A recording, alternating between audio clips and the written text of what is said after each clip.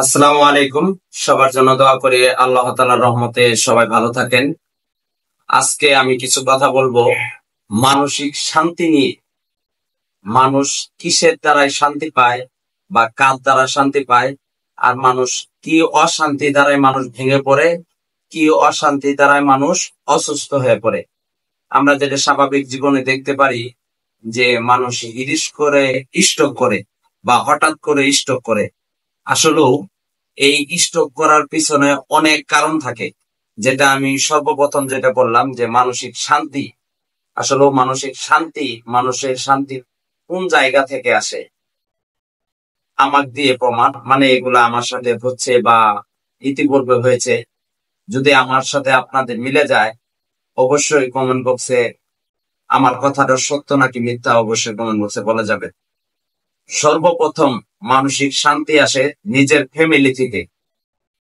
যদি আপনি ফ্যামিলির সাথে খুব ভালোভাবে মিশতে পারেন, চলতে পারেন, আপনি ফ্যামিলি যে শান্তিটা দিবে এই শান্তি সবচেয়ে বড় শান্তি। আর মানসিক অশান্তি কোন জায়গা থেকে আসে? মানসিক অশান্তি বাইরে যেতই ঝগড়া মারামারি করেন, বাইরে যেতই হুলস্থুলি করেন, আপনি বাইরের টেনশনকে আপনাকে কাবু করতে পারবে না, দুর্বল করতে পারবে না, যদি আপনার ফ্যামিলি আপনাকে শান্তি দেয়। তাই আমি মনে করি যে ফ্যামিলি যদি আপনাকে অশান্তি দেয় এটাই সবচেয়ে বড় অশান্তি।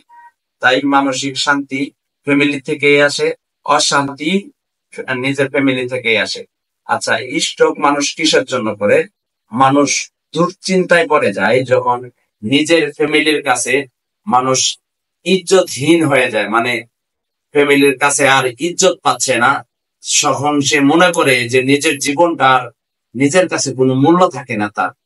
আর এমন কিছু হয়ে যায় সে এই কাজটি, মানে আত্মহত্যা মহাপাপ, এত বড় একটা কাজ সে বেছে নিতেও দ্বিধাবোধ করে না। তাই আমি বলবো যারা স্ট্রোক করে এবং কি আত্মহত্যা করে এই দুইটার সাথে সামান্য কিছু মিল থাকতে পারে। যে আত্মহত্যা করে এটা সরাসরি প্রকাশ পায়, আর যে স্ট্রোক করে মানসিক চাপেই করে এটা কিন্তু কেউ দেখতে পারে না।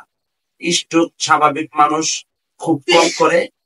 আমি তাই মনে করি যে যারা স্ট্রোক করে তাদের ফ্যামিলিকে একটু অশান্তি থাকে। তাই আমি বলবো বিশেষ করে এই স্ট্রোক ব্যাপারটা এবং কি অশান্তিতে ফ্যামিলিতে ছেলে মানুষটাই সবচেয়ে বেশি ভোগান্তিতে পড়ে। তাই আমি সবাইকে অনুরোধ করে বলবো যে সবাই চেষ্টা করবেন নিজের ফ্যামিলিকে সবাইকে শান্তিতে রাখার। একটা কিছু করলে সবাই পরামর্শ করে করবেন, এবং কি যে জায়গায় যান না কেন সবাই একটু পরামর্শ করে করবেন।